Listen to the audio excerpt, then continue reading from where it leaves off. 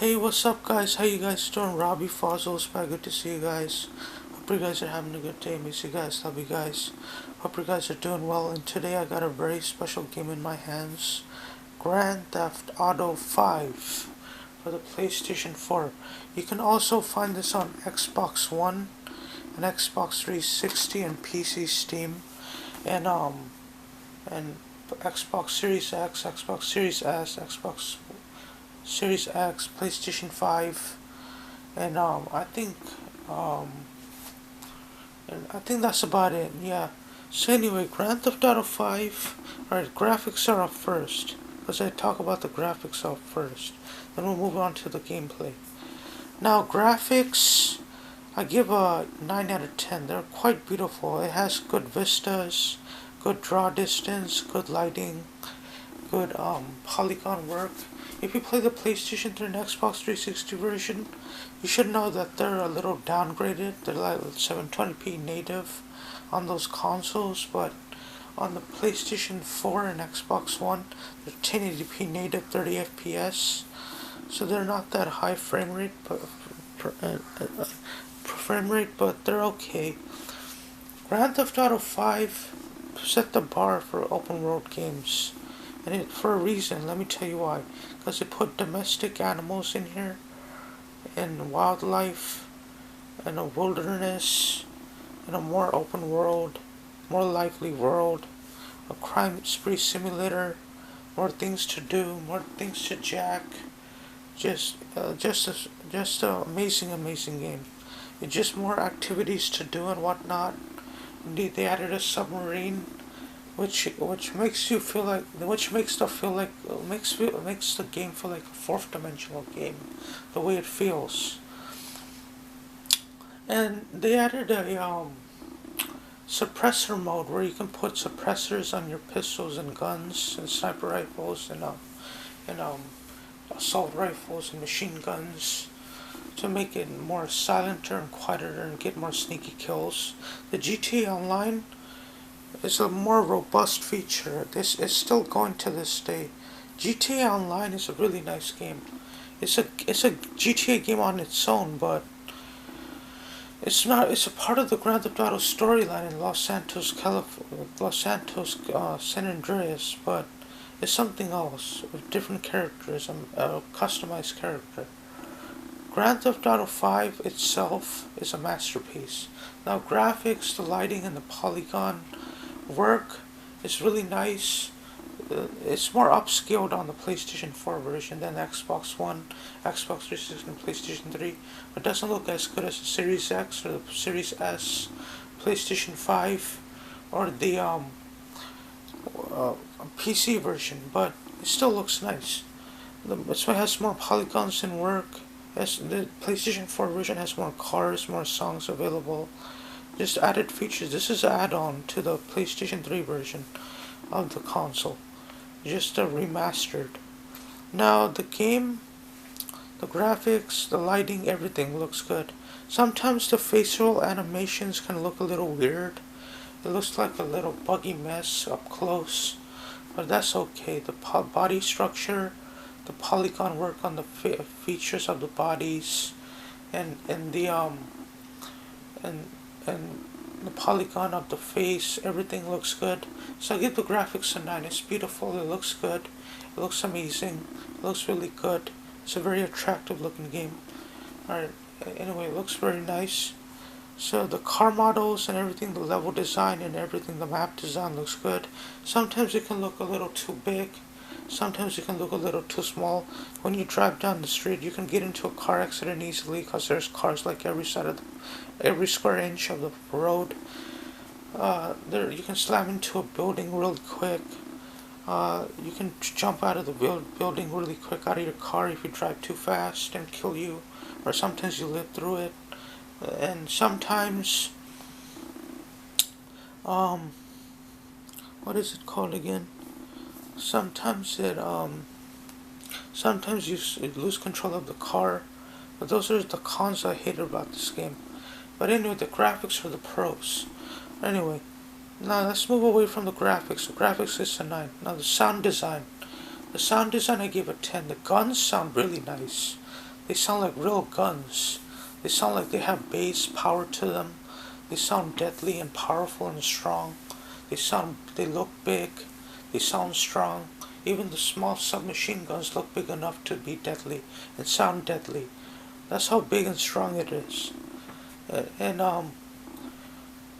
the guns sound nice. The voice acting, yeah, the voice acting in this game, yeah, it's really like fourth dimensional, cause it takes you out of this world, out of your world, and puts you into the world of San Andreas, Los Santos, and just seeks you into this world, alternative universe where everything is so messed up politically in this country or state of San Andreas. It's just the voice acting is so amazing, man. The voice acting is really good.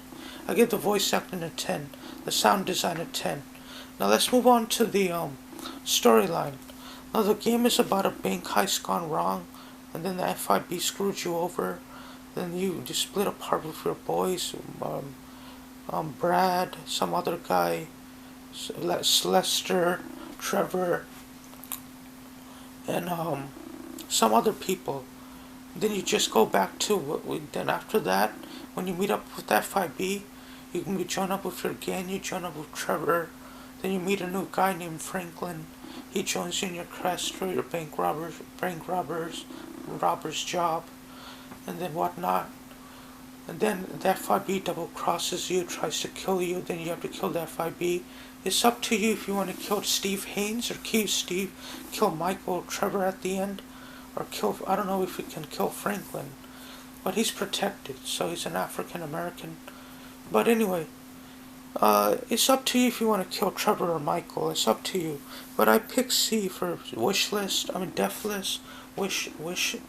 Death wish to keep Michael and Trevor and kill off the FIB and Steve Haynes and the Triads, the Chinese gang, and Stretch. Stretch also betrays you in this game.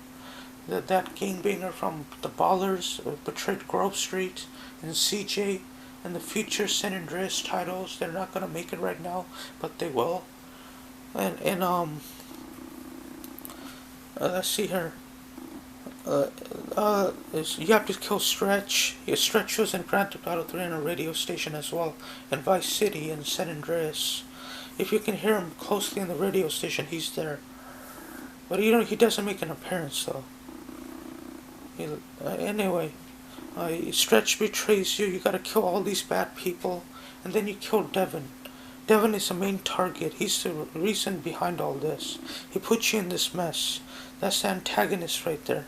And Steve Haynes is one of the antagonists. And some other fat guy. He's not really fat, but he's more of a beast.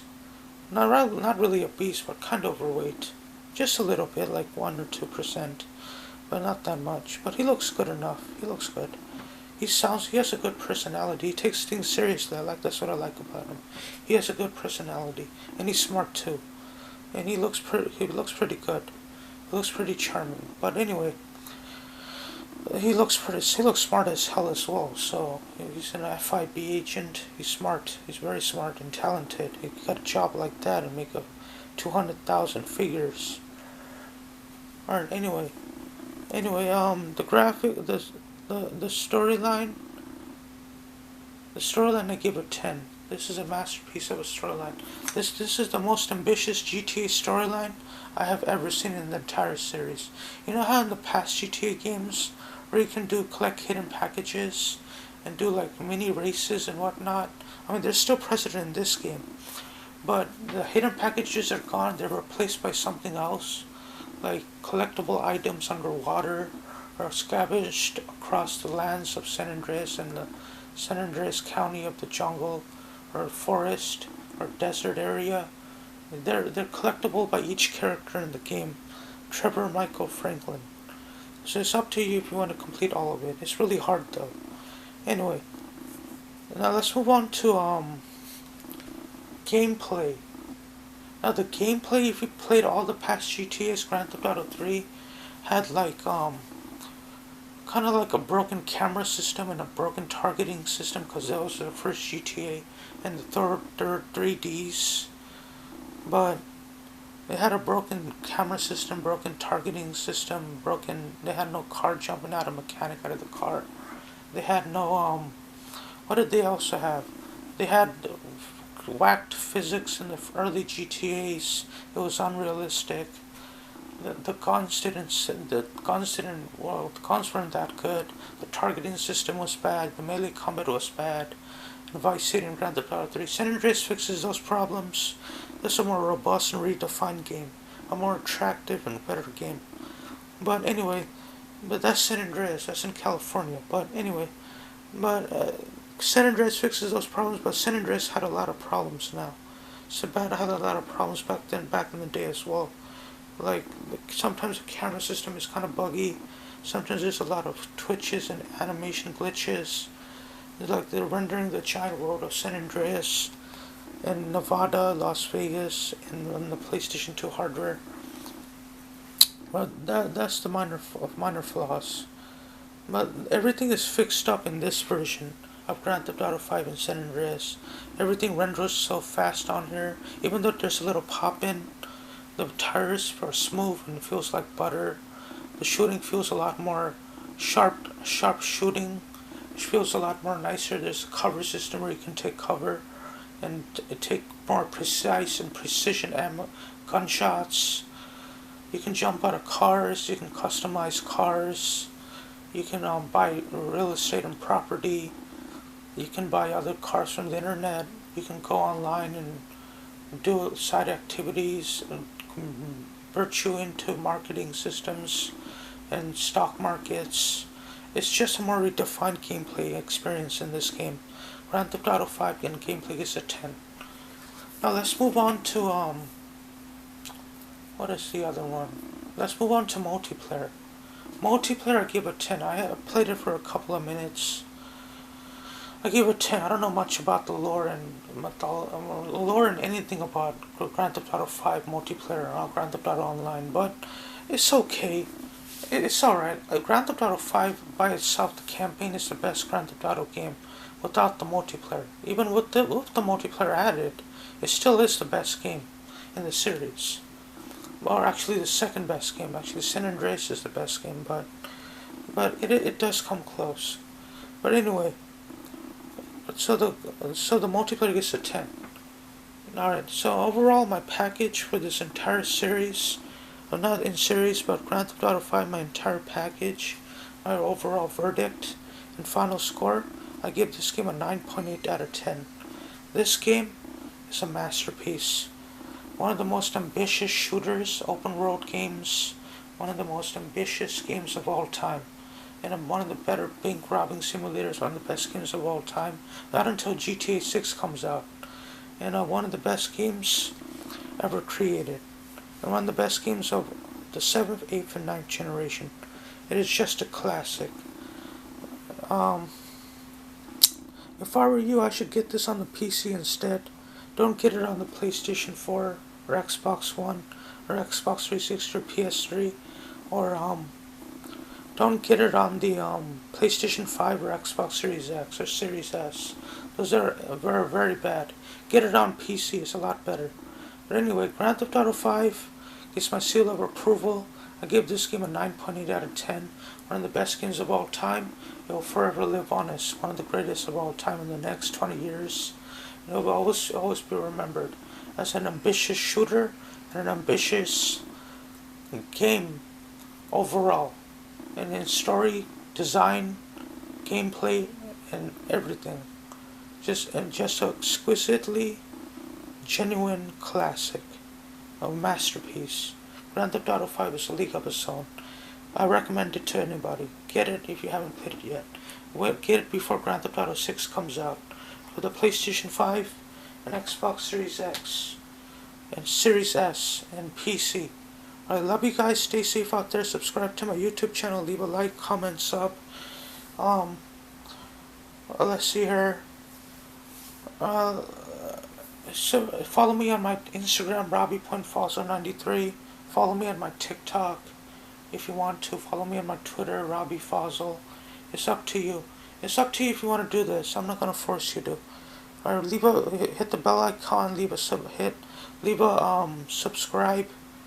leave a subscribe, like, and comment, and I'll see you later in my next video. Love you guys. Take care. Bye.